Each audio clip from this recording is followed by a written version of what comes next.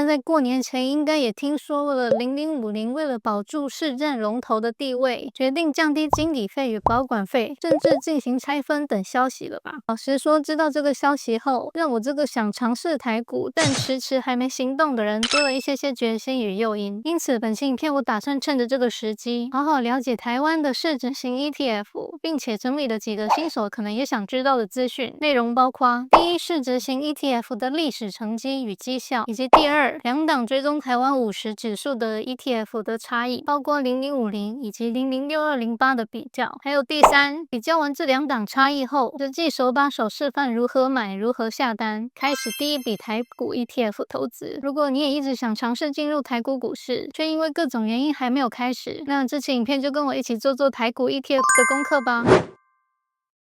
首先，在台湾想让绩效不输给大盘，大多的投资人都会直接选择市值型 ETF。这类的 ETF 基本上绩效直接贴着大盘走，例如台湾50指数。我们可以从台湾指数股份有限公司的网站上观察台湾50近期的走势，这里有区分每日、每周、每月、每年以及每3年或5年。那我自己是比较喜欢看最长期的趋势，毕竟我买了的话，短时间也不会买。所以根据这里的数据，5年的走势图基本持续向上的，符合心目中的理想状态。那如果有些人可能会觉得，只看5年好像太短，不够保险。我们也可以透过网络上的计算机回测看看过去6年、7年，甚至你自己喜欢的10年、20年的报酬。那我这里以0050为例，输入0050，选择我想回测的区间，以及我能力范围所能投资的资产以及手续费等等，按下试算。好，试算结果出来了，年化报酬率大概是6到10%左右。那如果你觉得这样的报酬率很满意，或许这样的追踪大盘的台湾50指数就是可以考虑的选择。那这里提醒一下，这个是定期定额的计算机，如果你是单笔投资的话，可以使用其他计算机，报酬率算出来照理来说也不会差太多，只是总体累积的资产会有差。那大致了解完台湾50这类市值型 ETF 过去的绩效后，如果你也想把自己的钱放入股市，稳稳的跟着一起成长，在台湾有哪几种这样的标的可以选择呢？我们可以从之前介绍过的台湾证券交易所的官网中找灵感，点选产品与服务 ETF 交易资讯。那截至2月中的数据，我们可以发现，从成交量前10名中，只有2档一般的追踪台湾50的市值型 ETF， 其他的都是比较偏向零股息的 ETF。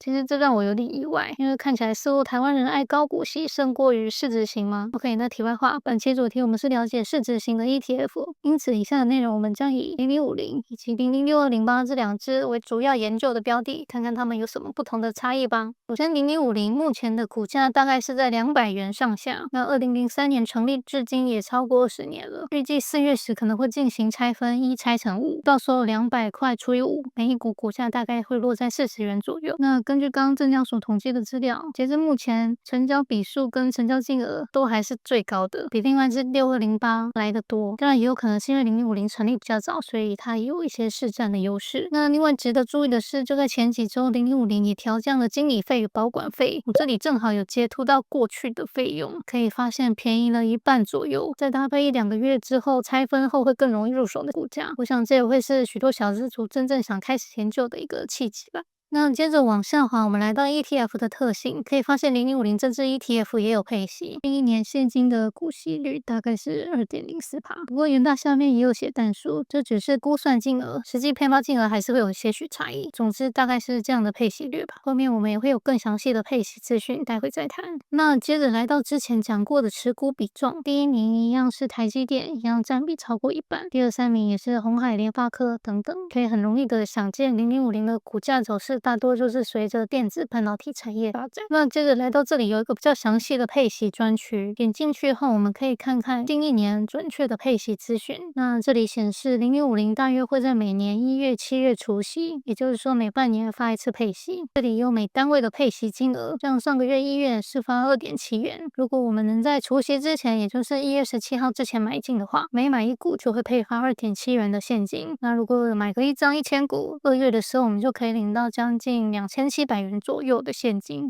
以此类推。这金额虽然听起来不多，不过一般我们投资0050这样的市值型 ETF， 并不是为了赚配息，主要是想透过长期持有赚价差，让资产越滚越多。因此，通常配息多寡不是我们主要在它身上会关注的重点，甚至还有许多人都希望这样的市值型 ETF 干脆不要配息，期望可以拉高它的长期报酬率。那大致了解完0050后，我们来看成交量第2名的006208吧。来到富邦投信的官网，首先了解这档 ETF 的基本资讯，它目前股价落在110元到120元之间，那跟刚刚的0050目前200元相比，算是好入手不少。但如果0050顺利拆分后变成40元上下的话，那么对资金不多的人来说，好入手的程度似乎又会略胜于这档6208了吧。但其实我觉得，因为现在也都可以买零股嘛，所以一股一股买，我觉得差这几十块几百块好像没有太大的差异。OK， 拉回正题，往下滑可以看到6208的基本介绍，它成立与上市的时间是在2012年，比0050大概晚10年出来，所以到目前规模还是落后0050一点。那至于经理费与保管费，分别是 0.15% 以及 0.035%， 跟刚刚调整后的0050相比，是有略高于0050的。但这里需要提醒的是，除了给基金公司的一些保管费以及经理费，每档 ETF 或券商可能也会有其他额外的费用，就是那些费用可能也不多，但我们通常买这2档是为了长期投资，长期累积下来似乎也是一笔可观的费用。因此建议大家真的要投资起来，还是可以针对这些小地方再多做一些功课。那回到官网第2部分追踪的指数，因为0050一样都是追踪台湾50指数，总之就是挑选台湾市值前50的公司，这部分几乎都是一样的，我们就不再赘述。接着我们来看看绩效走势，选择过去10年的走势来看好了。不意外的，与大盘指数都是呈现一高还有一高高的样子。而这里也列出了持有不同时间的报酬率，只有10年总报酬率会有300多%，跟上图是相符的。那如果从成立持有至今，总报酬率大概可以来到400多%。OK， 那看到这里，可能有些投资人还是想要关心006208的配息，我们可以点选上面配息专区，选择国内 ETF， 确定我们观察近1年好了，看一下查询。OK， 要往下滑的部分，我们可以找到近1年时间段富邦投信所有配息的 ETF， 找到我们要观察的6208，可以发现它也跟0050一样，是每半年配息一次，分别在6月与10月。那要参与配息的话，大概要在7月与11月的除息日前买进。那从配息金额以及配息率来看，它配息的金额似乎都略少于0050。那以上就是我对这2档 ETF 的观察。老实说，我认为其实单就指数的报酬率来看，两者应该是差不多的，因为他们都是追踪台湾50指数，所以如果是我的话，可能会比较在意经理费、保管费这些小小的费用。那我现在自己做完简单的研究后，目前看起来0050这支经理费以及保管费是略低于6208的，所以接下来我就用这支来示范如何买进人生中第一档台湾的 ETF。那如果你原本就会下单的，后面的内容就可以跳过了。会有这部分主要是有些朋友真的是完全新手，没有下单过，用国泰证券来示范。先给大家一个观念，我们要投资台股需要先开立一个证券户以及一个放钱的交割账户。那我自己的话是在开国泰世华的银行账户时就一并开启证券户了。正常来说，我们的银行账户会有一个什么综合活存储蓄存款，那就是一般的活存账户，但交割账户它会显示数位什么什么账户，并且需要连接到你的证券户，这个就是可以放你要买股票的钱的交割账户。那我们现在把要投资的钱放入这个数位账户，也就是交割账户后，所以我现在示范先放个100块进去，这时候我们切换到国泰证券的手机 APP， 就可以从户头这里看到我们的1000元。有了这个钱，我们就可以来下单了。点选下面下单这里，选择整张或零股。那我1000元应该是买不起整张的0050，所以我们选择零股。接着就是说我们要买的代码0050，可以它就跳出目前它的股价，然后买进卖出的栏位我们选择买进，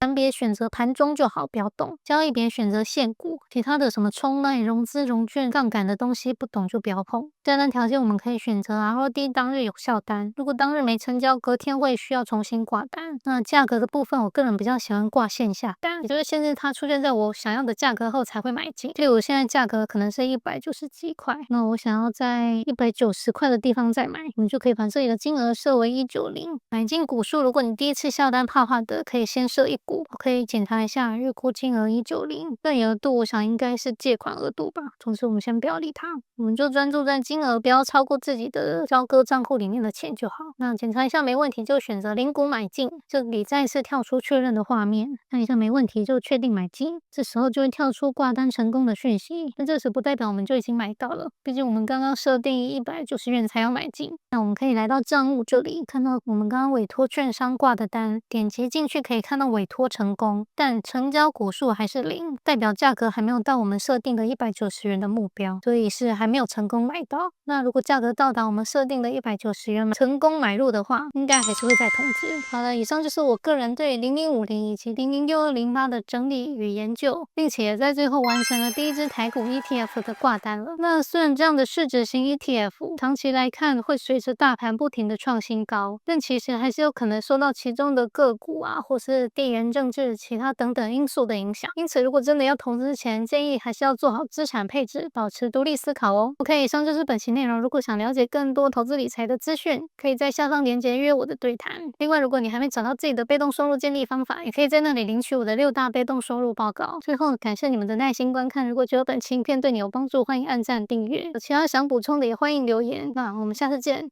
拜拜。